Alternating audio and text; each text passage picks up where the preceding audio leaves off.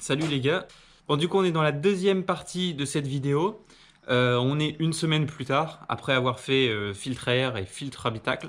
Et maintenant on va faire filtre à huile et vidange. Ce qui est très important de faire, c'est de ne pas serrer trop fort la vis du carter d'huile. Et puis c'est tout, pareil pour le filtre à air. On va faire ça ensemble et c'est parti.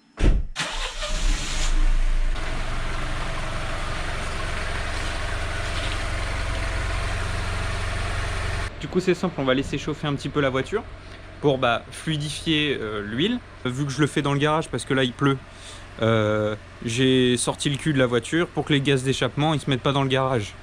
Logique, vous me direz. Donc on attend que ça chauffe et on se glisse sous la voiture. Tout d'abord, pour faire la vidange, il vous faudra enlever le cache qui est en dessous de la voiture. Alors le cache il ressemble à ça. Je vais pas vous montrer comment l'enlever parce que tout simplement moi je l'ai enlevé depuis longtemps et il faudrait que je le remette en plus. Bon, vous pouvez voir que j'ai frotté un petit peu, mais ça c'est autre chose. Si je me rappelle bien, il y avait une vis ici, une vis ici, une vis en bas, et pareil de l'autre côté. Alors pourtant il y a plus de trous, peut-être que vous sur votre mytho il y aura plus de vis, mais voilà, grosso modo c'est en dessous, faut enlever ça, et ensuite vous aurez accès au carter en fait qui va se situer à peu près à cette zone là, bien sûr derrière. Il vous faudra un bidon pour réceptionner l'huile qui va tomber.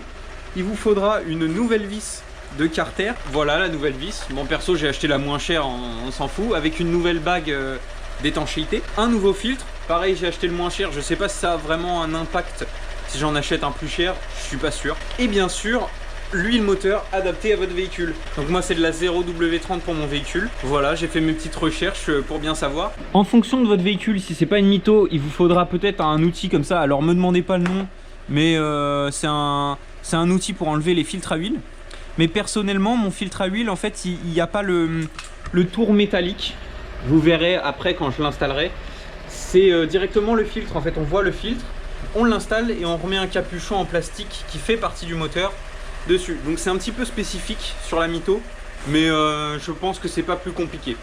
On va découvrir ensemble, on va voir tout ça et puis c'est parti. Je pense que la voiture est chaude maintenant. Let's go. Bon, eh bien les aléas du direct font que je viens de recevoir un colis pour la voiture. Alors, vous allez dire, Amazon, qu'est-ce qu'il a acheté ce con? Donc il y a un repousse-piston pour pouvoir tout simplement installer les disques et les plaquettes que je ferai une semaine prochaine. Bon, revenons-en à nos moutons. Je crois que faut laisser ouvert pour faire un appel d'air et puis ensuite, on ouvre par en dessous le petit bouchon du carter d'huile et puis bon, ça va être bon.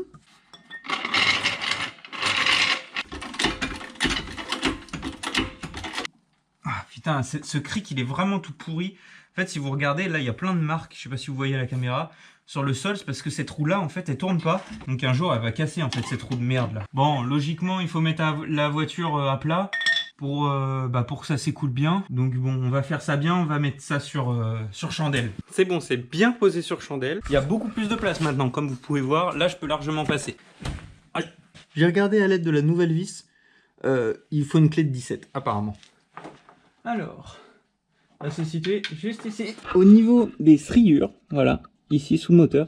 Ici, vous pouvez voir qu'il y a la barre, l'échappement avec la tresse.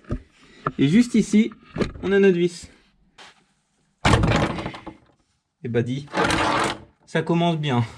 On va mettre un peu de dégrippant, parce que j'ai pas envie de foirer l'intérieur du bloc en alu.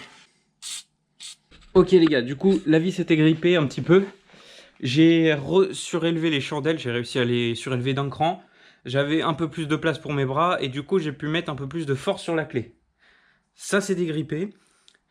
Donc je l'ai laissé visser pour, bien sûr pour vous montrer le début de la vidange, tout ça. Donc j'ai réussi à la dégripper. J'ai pas mis trop de temps, vraiment j'ai juste surélevé les chandelles. J'ai essayé, ça s'est enlevé. Mettre le bac en dessous. Hey, ça m'a fait peur. Alors par contre ça vient se mettre sur la barre stable, enfin la barre, pas barre stable mais un peu dégueu mais bon. Et on attend 10-15 minutes maintenant et puis dès que ça sera fait on pourra venir retirer ça et j'espère que le bidon est pas trop petit sinon ça va être compliqué. Pendant ce temps là on va pouvoir enlever le filtre à huile qui se situe ici, derrière le bouchon. On est sur une douille de 24. Une fois que c'est desserré, va falloir faire gaffe parce que du coup, le filtre, il y a encore de l'huile dedans. Ok, donc là, on peut bien voir le filtre. Donc, j'ai enlevé cette petite partie-là qui va venir se remettre, hein, parce que c'est réutilisable, bien sûr. Voilà, ok. Hop. Notre nouveau, tout propre, avec un joint propre, qui va venir se refixer au même endroit. On a une petite patte là, alors je sais pas si vous voyez bien avec le plastique, je l'ai pas encore déballé.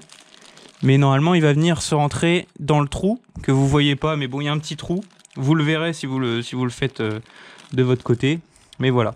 Le joint, il va venir se mettre sûrement, je vais regarder tout de suite, sur la petite cloche en plastique.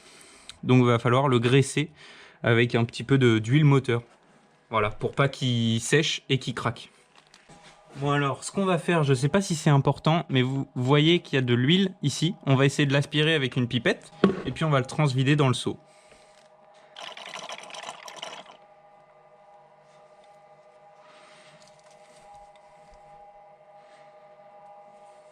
On peut voir, bon voilà, on a enlevé le grosso modo de l'excédent, hein, il en reste un petit peu. On va pouvoir mettre le nouveau filtre. Hop, on vient l'enfoncer bien au fond. Et maintenant, il va falloir mettre ce nouveau joint en lieu et place ici, mais sur la cloche, hein, bien sûr. On voit que le joint, il est ici. Et voilà. On a enlevé notre joint. On peut voir la ligne du joint. On n'a plus qu'à remettre le nouveau. On le trempe dans le bidon. Hop, on fait bien le tour pour qu'il soit bien huilé partout. Là, on peut voir qu'il est bien huilé. C'est parfait. Et voilà, on a notre joint en lieu et place, graissé. Hop, on est parti pour remettre ça.